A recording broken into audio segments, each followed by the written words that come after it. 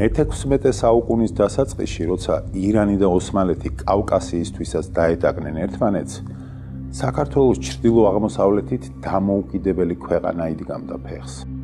ქვეყანა, რომელიც მომდევნო 3 საუკუნის მანძილზე კავკასიაში მოთამაშე 3 იმპერიიდან ვერცერთმა ვერ წამოაჩოქა. ეს მხარე კავკასიის ჩრდილო-აღმოსავლეთით იდო უხსოვარი დროიდან. აქ 30-მდე ეთნიკურად მონათესავე ხალხი ცხოვრობს და მათ შორის უმეტესობას თავისი დამოუკიდებელი ენა აქვს. ამიტომაც ეძახდნენ დაღესტანს ენათა მთას. ძველი ბერძნული, არაბული, სომხური და ქართული წყაროები ამ ხალხებს ლეკის ან ლეგის სახელით იცნობდნენ. დაღესტნელ ხალხთა ენებს და 70-მდე დიალექტს ქართულთან და სხვა კავკასიურ ენა-დიალექტებთან ერთად ერთი იბერიულ კავკასიურ ენათა ჯგუფი აერთიანებს. ისინი მონათესავე ენებია.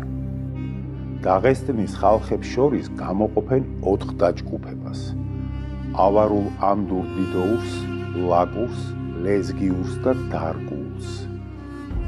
აქ მოსახლე ყუმიხები თურქმანულ ყივჩაღური მოდგმისანი არიან, ხოლო თათების ენა ირანული წარმოშობისად ითვლება.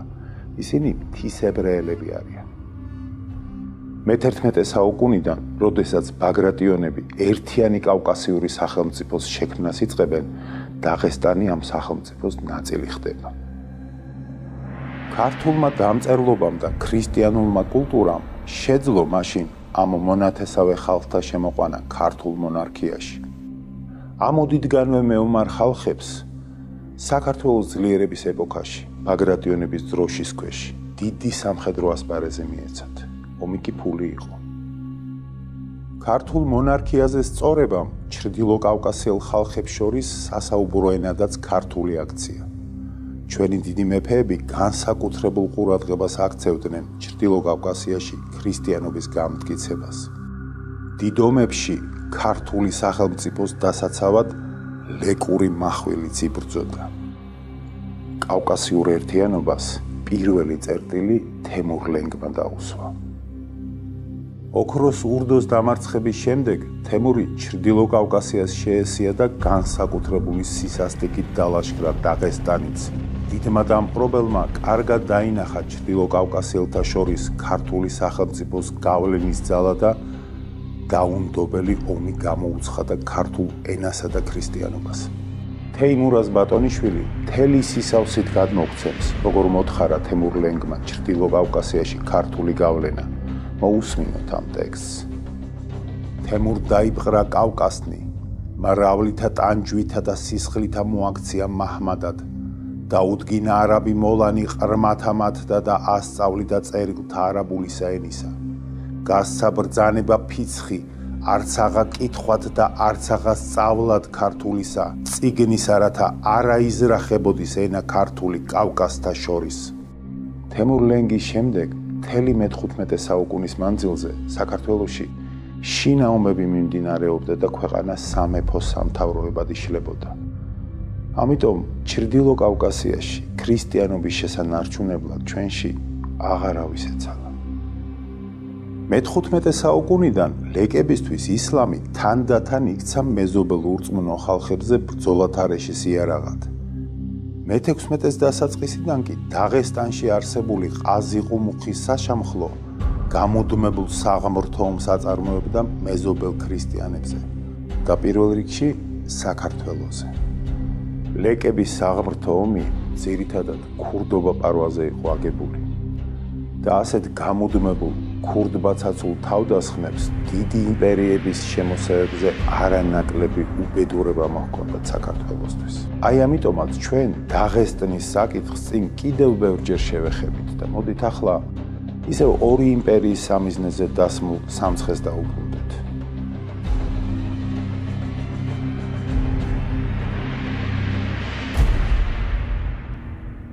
ყვარყვარე ჯაყელს ბიძამისმა, მანუჩარმა ათაბაგის ტახტი წაართვა და დამარცხებული ყვარყვარე ირანში გაიქცა.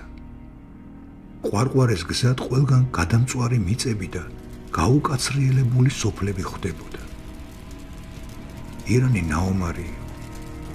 დედაქალაქი თავრიზი, დარბეული და გაძარცული. ოსმალეთთან დამარცხებულ იმპერიაში ქაოსი სუფევდა. მის აღმოსავლეთში შუა აზიელ ოზბეგებს ხორასანი დაეკავებინათ. ფერგანის ხანი ბალხსა და ყანდაჰარს უტევდა. აღარც ყიზილბაში ამირებს ჯეროდათ მათი იმპერიის შემქმნელი ისმაილის ღვთიურობისა და უძლეველობისა. ბავშვობიდან გამარჯვებებს მიჩვეულ შაჰ ისმაილზე იმდენად დამთრგუნველი შთაბეჭდილება მოახდინა ჩალდირანის ველზე ოსმალებთან დამარცხებამ, რომ ძაძებში შემოსილი დადიოდა. უზომოდ ბევრს ვამდა და ნადირობაში კლავდა დროს. ქვეშევრდომებს ის გატეხილი ეგონათ, მაგრამ შაჰის ასეთი გარინდების მიღმა იმალებოდა სურვილი რაიმე სახით რევანში აეღო ოსმალებზე და ავტორიტეტი აღედგინა. შაჰ ისმაილი წერილზე აგზავნიდა და ოსმალების წინააღმდეგ კოალიციას კრავდა. საბოლოოდ მოლაპარაკება შედგა ირანის, საქართველოს, ალბისტანის, მარაშის და ეგვიპტის ბრძანებლებს შორის. გადაწყდა ოსმალთაგან თავდასხმის შემთხვევაში ერთმანეთს დახმარებოდნენ და შეთანხმებულად ემოქმედათ. ამის საპასუხოდ სელიმ სულთანმა არმია დაძრა. ალბისტანის და მარაშის საამიროები დაიკავა და ოსმალეთს შეუერთა. იდგა 1515 წელი. აი ასეთ მძიმე დროს ყვარყვარე ათაბაგის მისვლა შაჰ ისმაილისთვის, რომელსაც სულთნისგან ყველა გზა მოჭრილი ჰქონდა, ნამდვილად ჩვება იყო. სამცხე-ხომ საუკეთესო პლაცდარმს წარმოადგენდა მომავალ ომებში. თანაც ნაომარი და დამშეული ყიზილბაშებისთვის დოულათით მდიდარი სამცხე ერთობ მიმზიდველი ლუკმა იქნებოდა. წარმოიდგინეთ დამარცხებული ირანი, რამდენი ტერიტორია და გავლენის სფერო ჰქონდა დაკარგული და სწორედ ასე დროს ყვარყვარე ათაბაგი თავისი ხელისუფლების აღსადგენად თვითონ ეპატიჟებოდა სამცხეში დამარცხებულ იმპერიას. შაჰ ისმაილისთვის ოსმალეთს ერევანშის ასაღებად ესეც საკმარისი იყო. 1515 წლის 15 მარტს ქალაქ ადრიანოპოლში ოსმალეთის სამეფო კარმა მიიღო ცნობა, რომ ირანის შაჰმა ყვარყვარე ათაბაგს ჯარი მისცა დიუ სულთან რომულუს სარდლობით. დიუ სულთანი სამცხეში შეიჯრა, მანუჩარი ტახტიდან ჩამოაგდო და ათაბაგად ყვარყვარე დასვა. ახლა სამცხიდან გაძევებული მანუჩარ ათაბაგი ჩავიდა თურმე ოსმალეთში და სულთან შეევედრა ტახტი დამაბრუნებინეო. სულთანი გააღიზიანა და გააბრაზა შაჰ ისმაილის მოქმედებამ სამცხეში. და ამიტომ ბრძანება გასცა საქართველოს საზღვრებთან ჯარებს მოეყარათ თავი. მაგრამ მოულოდნელად სულთანმა გურჯისტანში ლაშქრობა სამომავლოდ გადადო და ეგვიპტის დასაპყრობად მოემზადა.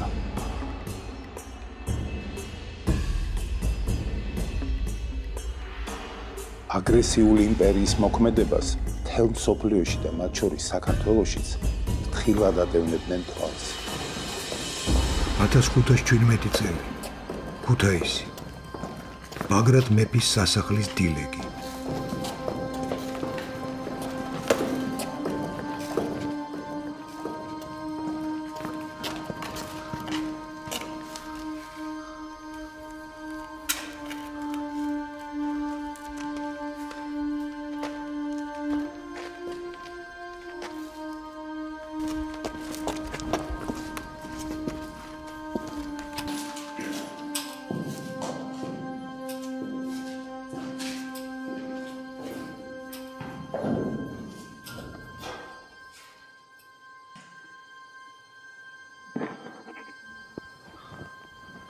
აჯექი. ვინ აბზანდები ბატონო, ანაგრად მამიყვანეს. შვიდად. ყველაფერს გაიგე. ისე მტერსაც არ უსურვებდი. არა დამეშავები არა. ერთი ვაჭარი კაცი ვარ, საქონელი უპატრონო ტყრია ბაზარში გამიზარს ვამენ. თითსაც ვერავინ ახლებს. ჩვენ ვიცით, რომ შენ მარტო ვაჭრობით არ ცხოვრობ. ისიც ვიცით, რომ ბევრ ქვეყანაში მიმოდიხარ. ეგვიპტელი მამელუქებიც წყალობენ და არც ოსმალების მფარველობა გაგლია. ვაჭრობაზე მეტი შემოსავალი ჯაშუშობით გაქვს, ხომ ასია? აბა, როგორ გითხრათ ბატონო ჯერ? მე როგორც ვიცი, შენ ახლა ერთი დიდი ბატონი გაგელაპარაკება. დაჯექი. ყველაფერი მოუყევი, რაც ოსმალეთში ტრიალებს. ცოტა ყურის თქმა არ გამედო, თორემ ხომ იცი, ამ სამეფოზეც გაგიდეს ქარავნები. 6 სავაჭრო ფუნდუკი მარტო ქუთაისში გიდგას. თუ ჭკუით მოიქცევი, გასამრჯელო არ მოგაკლდება. შევდამტვით? ლავ, მერნი მქეზი. ბატონი მზადები.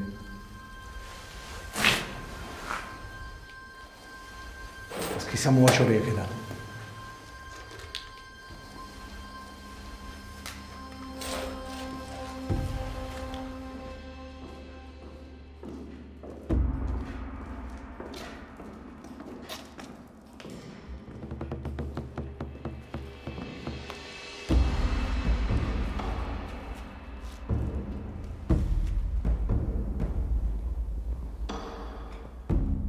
დაჯექი.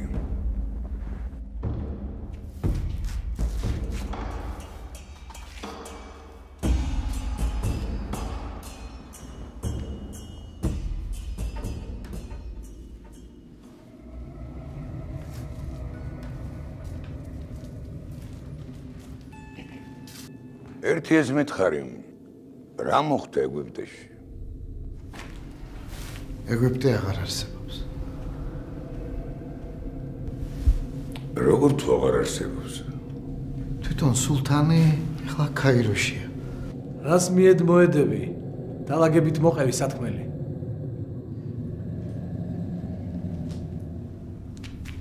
ირანის შახი რომ დაამარცხა, სულთანი სტამბულში დაბრუნდა. ჯარი მოამზადა და ეგვიპტელი მამლუქები ურჯულოებად გამოაცხადა. სტამბულის მუფტიმ საღვთო ომისკენ მოუწოდა ოსმალებს. ურჯულოებად?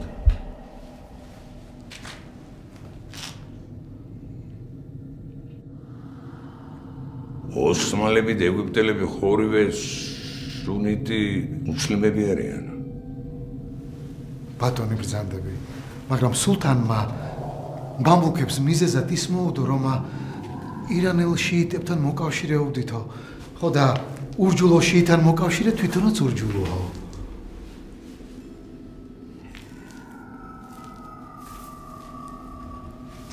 მერე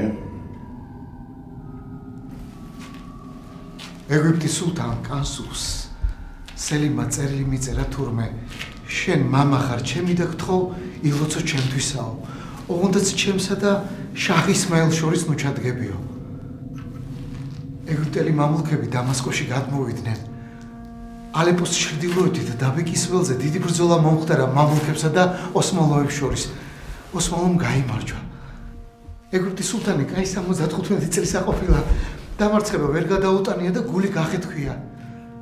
ამის შემდეგ სულთან სელიმი ჯერ ალეპოში შევიდა, მერე დამასკოში.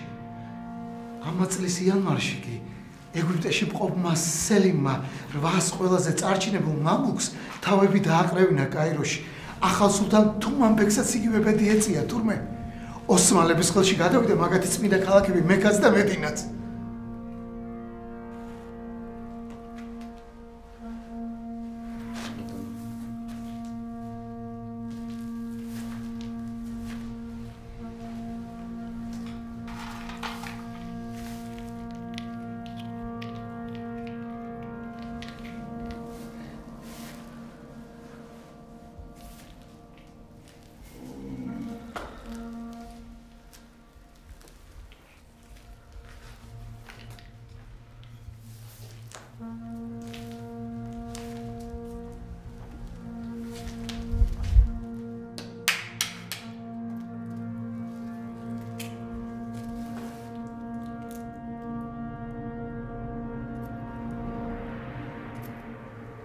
ვაჭრობაზე რა სიტყვა?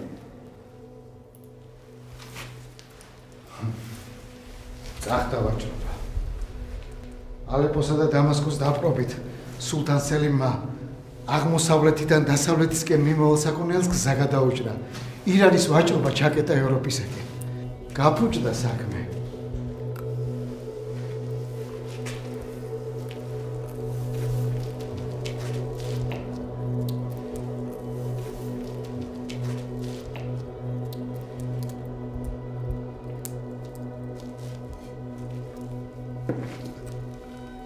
ჯაღელებისა თუ იცი რა? თქვენ რა არიცით ეგ? ეს მანუჩარ ჯაყელი ჯერ კიდევ დამასკოში ჩაუვარდა ფეხქვეშ სულთანს სამცხის ათაბაგობა დამაბრუნებინეო.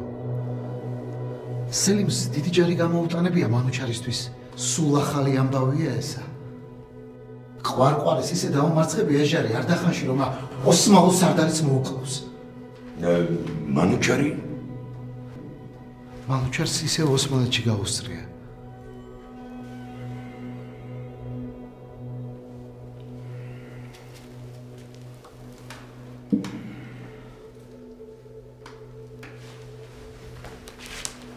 თავისუფალება.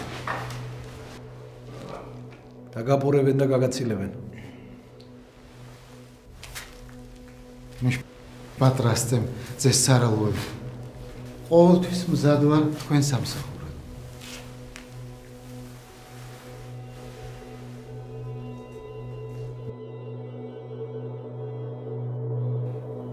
ეს ამბები მთელ მსოფლიოს მოედო მაშინ. ეგვიპტის დაპყრობის შემდეგ ყველა ელოდა, რომ ხვალ მის ქვეყანას მიადგებოდა ოსმალეთი გასაქრობად.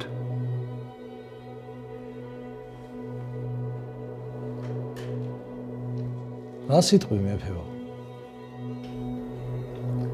ათი ოსმალოს რა შეაჩერებს?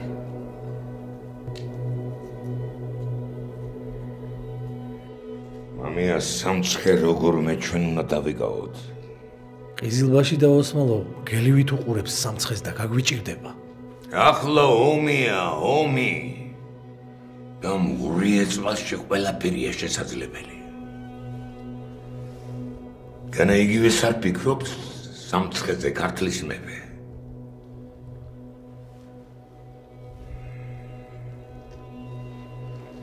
და თანაც თუ კახეთის საბოლოოდ შეიერთა.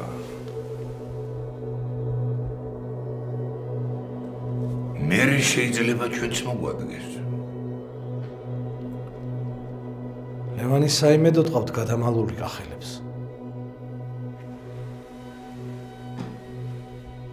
ის მალე ჩემი სიძე გახდება, ჩემი თინათინის ქმარი.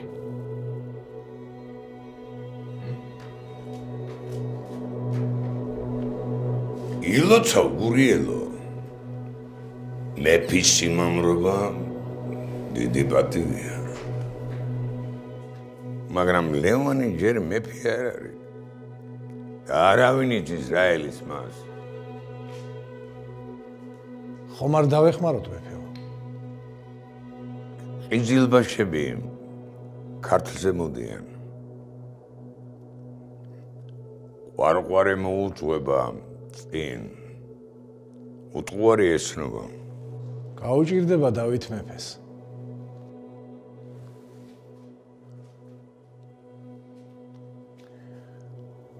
რაც მთავარია კახეთისათვის ვეღარ მოიცლის. და შეუთვალე ლევანს. გასამეფებლად უკეთეს დროს ვერ წინადრებს. კახელები მზად არიან მეფეო. თუ ყიზილბაშები ქართლში შეიყვანენ მხედრობას, ლევანს მეფედ აკურთხებენ. თუ ქართლის მეფემ შვიდობა იყიდა ყიზილბაშებისაგან, მაშინ პირველ რიგში კახეთს შეუტევს და ლევანის კანონიერ მეფობას ფეხებზე დაიგინებს. თუ ეს მართლა ასე მოხდა, ჩავერიოთ მეფეო. და ჩავერიოთ მაშინ, როცა ეს მოსახერხებელი იქნება. და რაც მთავარია, სისხლი არ დაიღურება. ბატონი ბრძანდებით.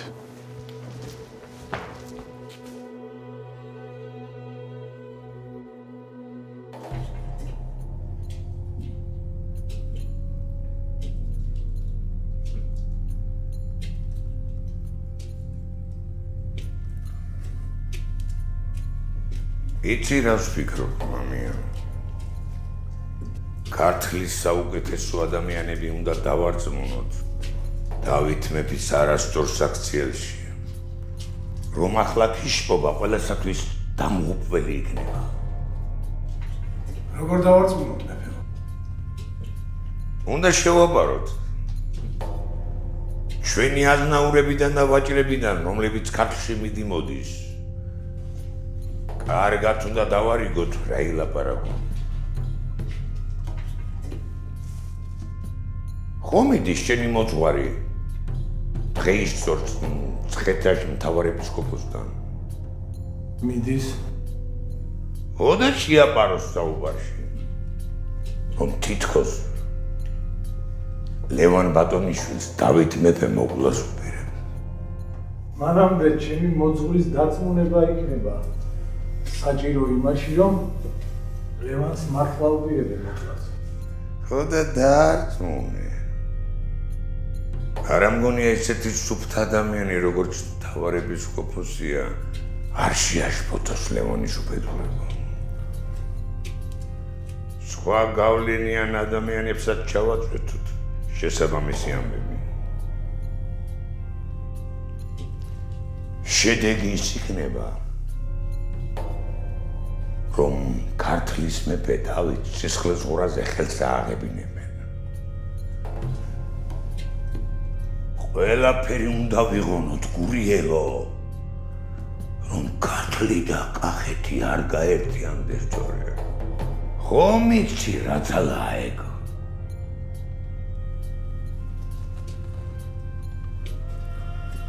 თუ საქართველოს გაერთიანებაზე მიდგა საქმე,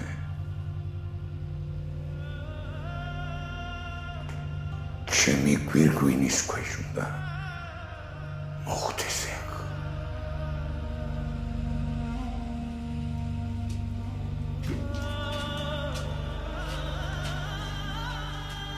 სელიმ სულთანმა მთელი არაბული სამყარო და ეგვიპტე დაიპყრო. ოსმალეთის იმპერია სამ კონტინენტზე გადაიჭიმა.